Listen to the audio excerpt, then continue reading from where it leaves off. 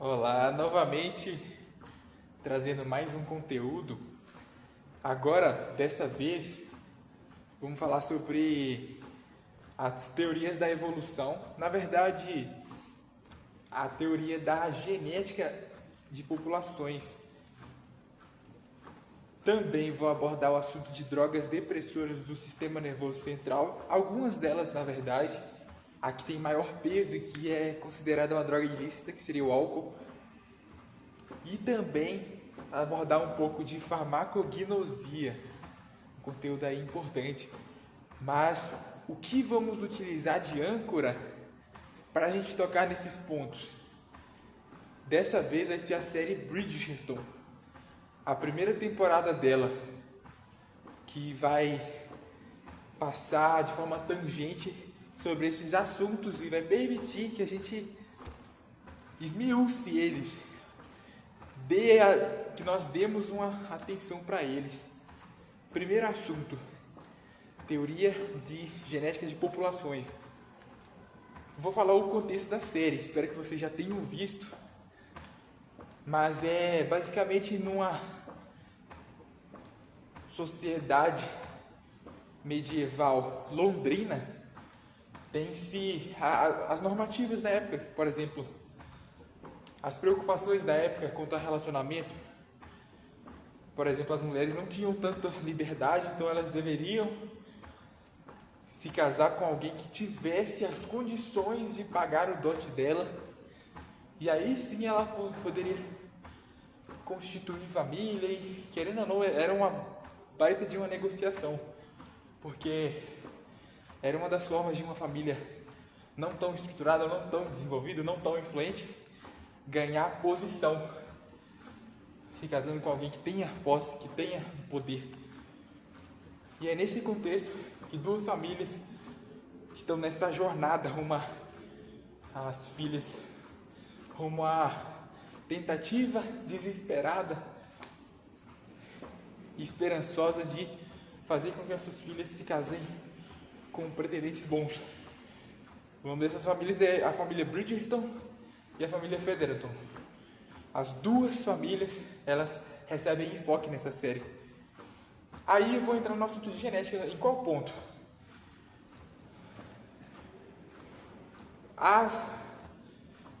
Para se ter uma característica dominante, ou seja, a genética ela influencia ou não na escolha do pretendente? A resposta é sim. Por quê? É meio que uma coisa herdada. As famílias já de grande influência, elas têm o dever de passar isso para frente. Com os genes não é diferente. Os genes eles têm um certo padrão. Tem um teórico que meio que catalogou esse efeito a manutenção das estatísticas da frequência dos genes dentro de uma população. Esse cientista foi o Howard Weinberg. E ele, para que esses genes, esse genótipo, tenha frequência conhecida, a população deve ter algumas características. A primeira delas deve ser uma população grande, muito grande. A sociedade londrina não é pequena, então vencemos um dos pontos. Segundo ponto, cruzamento aleatório. Não deve-se ter uma predileção para cruzamento dos indivíduos, dos componentes dessas populações. Tópico 3. As mutações e os polimorfismos devem ser baixos, não deve ter influência da seleção natural. São esses os pontos que eu lembro de cabeça agora, mas qualquer coisa dá uma buscada. Teoria de Howard Weinberg. Então, cumprindo esses requisitos, a gente tem alguns apontamentos. Ele deu algumas conclusões. Por exemplo, um gene é uma parte do código genético nosso, um conjunto de pares de base, um conjunto de nucleotídeos que vão transmitir uma informação, que vão, em suma, em última instância, produzir uma proteína, definir uma característica. São os genes. Alelos seriam as variações desse gene. E o genótipo é a combinação de alelos de um indivíduo. E ele definiu o seguinte: em um gene tal que tenha determinado alelo, ele vai respeitar uma equação do segundo grau, uma equação quadrática. As proporções dessas características vão respeitar uma equação quadrática. Por exemplo, eu tenho o alelo P e o alelo Q, ou seja, variações desse gene. Qual é a chance de ter um indivíduo duas vezes com o alelo P? Ou seja, os pais fizeram o cruzamento e originou um indivíduo com 2P.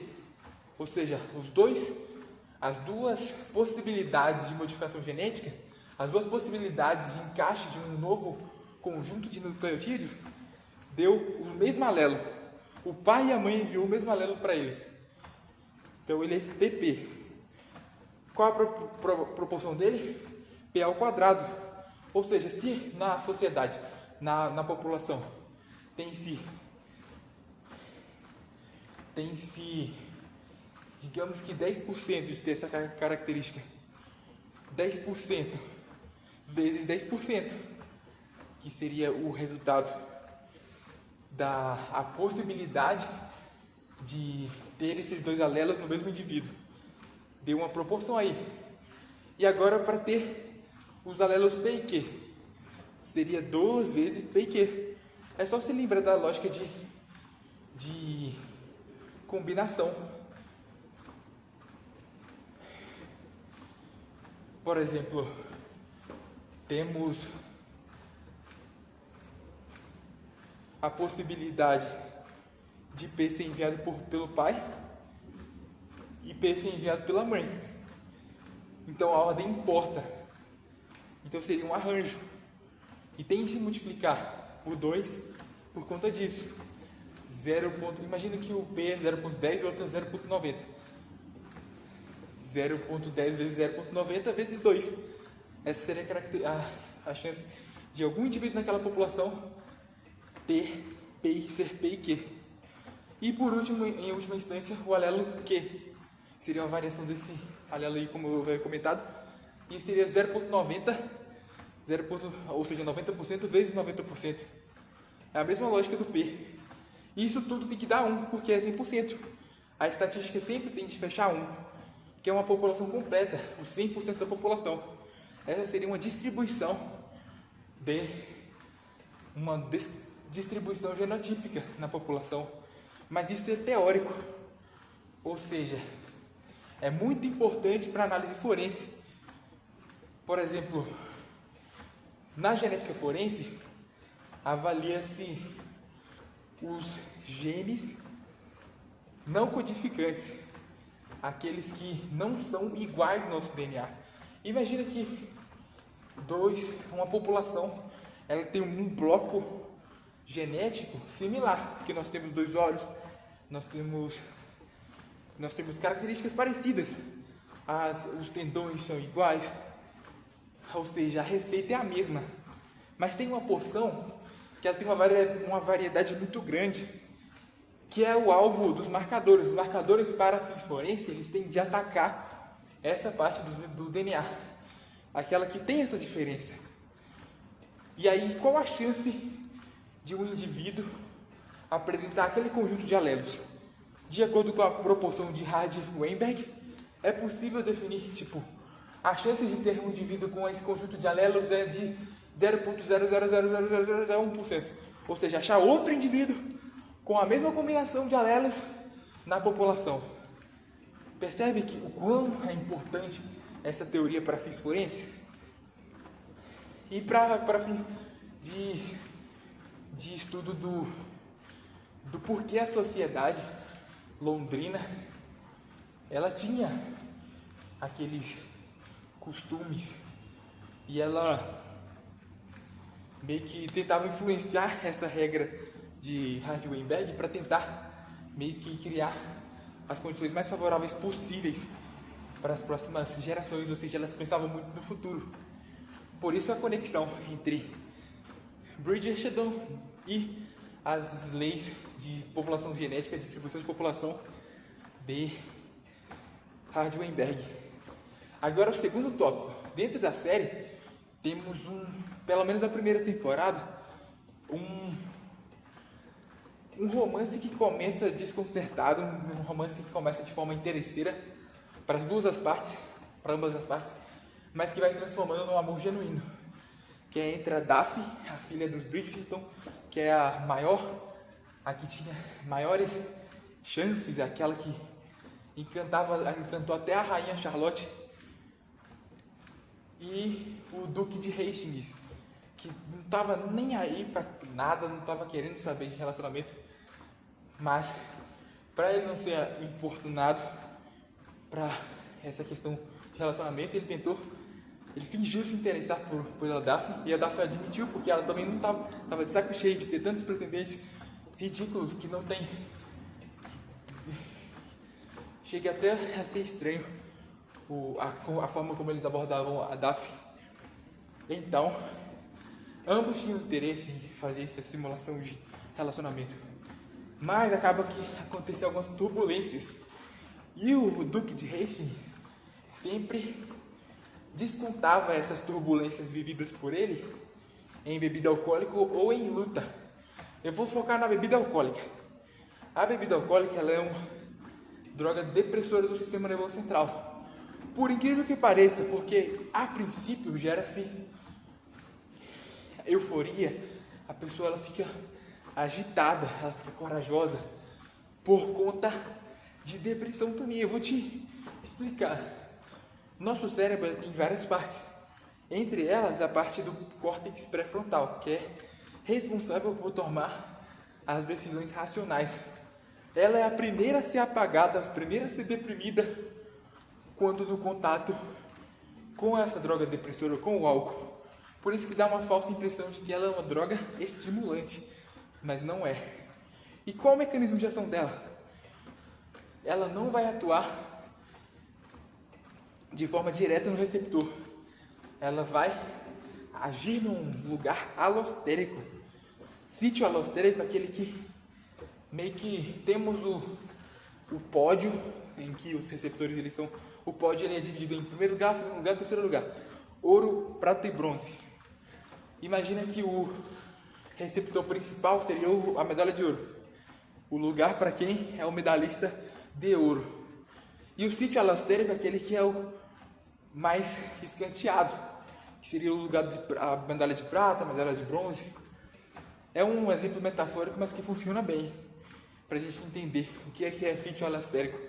Aí tem um receptor, um neurotransmissor chamado ácido gama-aminobutírico, o GABA. É uma molécula que se conecta a esse sítio alostérico, fazendo com que aquele receptor membranar ele abra para receber cloreto. E cloreto faz a droga, o neurotransmissor, ficar mais deprimido, dificulta a despolarização dele. Então, se eu tenho um influxo de cloreto pelo GABA, você tem depressão naquela região. Mas o álcool, o etanol, ele que se conecta justamente no sítio alostérico, aonde o GABA se conectaria. Então vai estimular a depressão, entende? A partir de um mecanismo de conexão com o sítio alostérico, gerando maior influxo de cloreto e gerando depressão dessa sistêmica. Aí você pensa, nossa, mas a droga, o álcool ele foi bloqueado no Brasil por motivo justo, porque ele é depressor. Dirigir bebendo deve ser muito trágico, deve ser muito complicado. Perder reflexo, perder a chance de ter a disposição máxima para ter a atenção plena no trânsito pode ser fatal. Então o Brasil se mobilizou para criar leis. Infração administrativa e crime são as duas formas de penalizar quem bebe e dirige. Quem é pego